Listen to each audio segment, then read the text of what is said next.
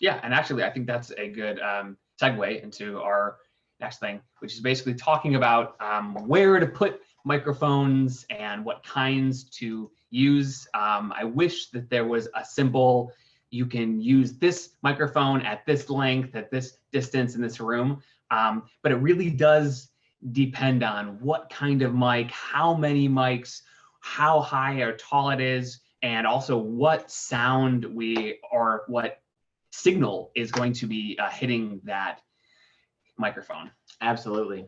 So we always recommend that people do lots of test recordings to figure out what works for your instrument, for your room, for your gear.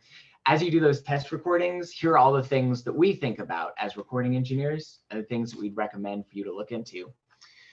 First off, the type of microphone. If you don't know what type your microphone is, that's okay. Keep in mind that if you have a USB microphone or some sort of an audio interface or portable recorder, it's probably using a condenser microphone. We recommend condensers whenever possible. The number of microphones that you have available is also going to make a big difference. If you have 2 microphones available, that allows you to record what we call in stereo. And there are a number of different stereo configurations. If you have 2 microphones like this, you can set them up just like this, what we call AB. Each one is facing directly at the sound source to the left and right. You could also set them up as what's called XY. With XY, the capsules go across each other at a 90-degree angle, and they face towards the sound source. That's another stereo configuration. You can also use ORTF. This is where the microphones use sort of a combination. They face in different directions to the left and right, and there's a little bit of space in between them. You can look for what's called ORTF or NOS. Both of those are specific distances between the capsules of the microphones, as well as angles between the microphones. Either of those will give you a great stereo image if you have multiple mics to work with.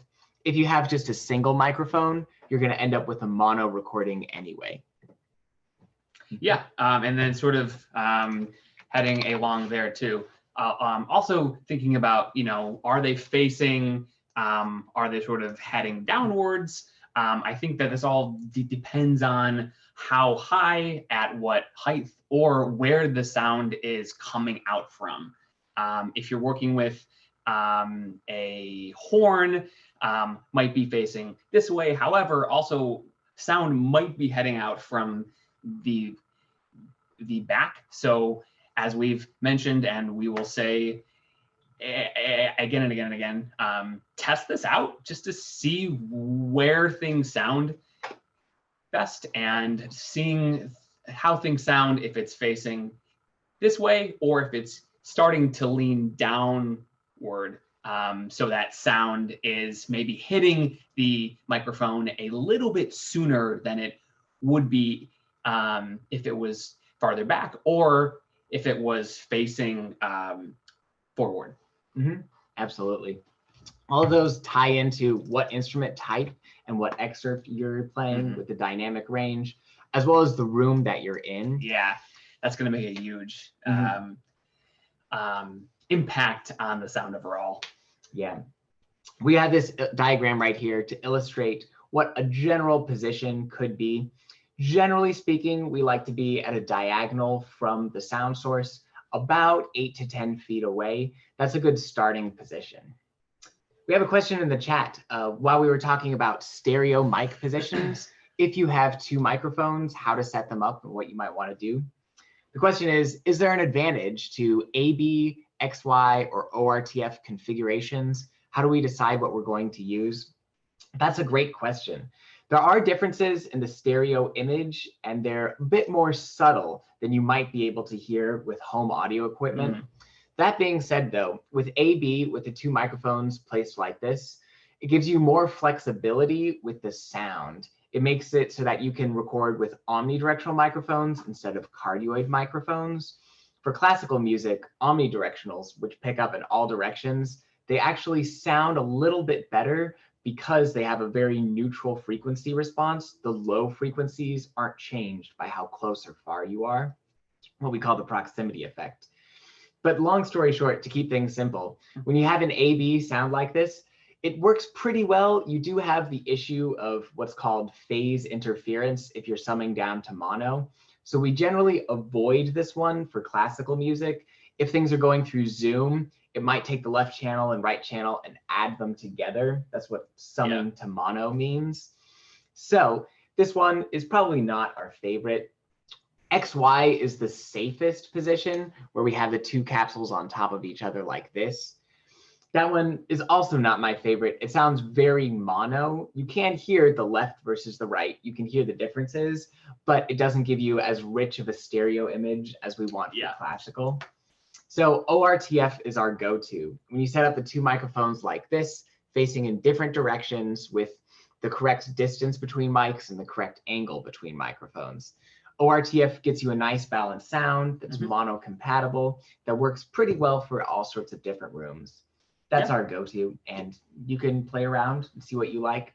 At the end of the day, the positioning and the actual performance are going to make bigger factors into the overall project than which stereo pattern you choose. Yep. Thanks for that question. Thank you. Next up, we wanted to go over some general guidelines as well as recommendations for test recordings. So as we've mentioned multiple times, test recordings are the most important part of the recording process.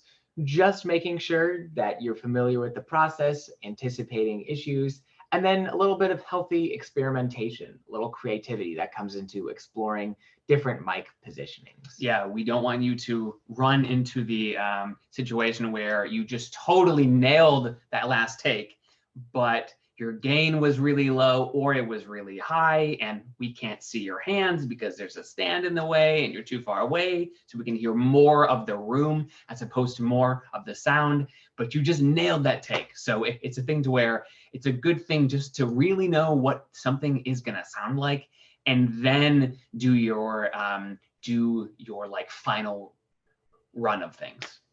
Absolutely. So the first tip that we have on this list is always start with the gain level on your microphone or recording device at halfway. Start conservatively with your gain. And it depends which device you're using. Suppose you're using an H5, this goes from 0 to 10.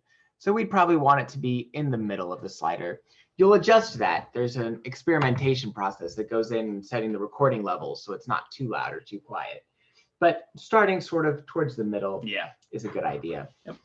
The term headroom, this is a term when we're dealing with recordings, talking about your peak amplitude, meaning the loudest note that you play, and then the maximum recording level that your recording device can handle. You want to make sure that you set your recording level so that the peak amplitude gets somewhat close to the highest amount that your recording level can handle. But if the signal that's coming in goes above the maximum, you get clipping and distortion, and that's not good. So when we talk about headroom, that means when you see the levels on your recorder, the signal, how much space there is before it gets to the maximum. Making sure you have healthy headroom is all part of setting proper gain. Yep.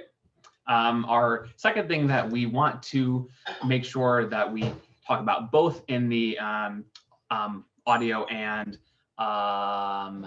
video sections is making sure that there's some sort of sync. Some of you may only be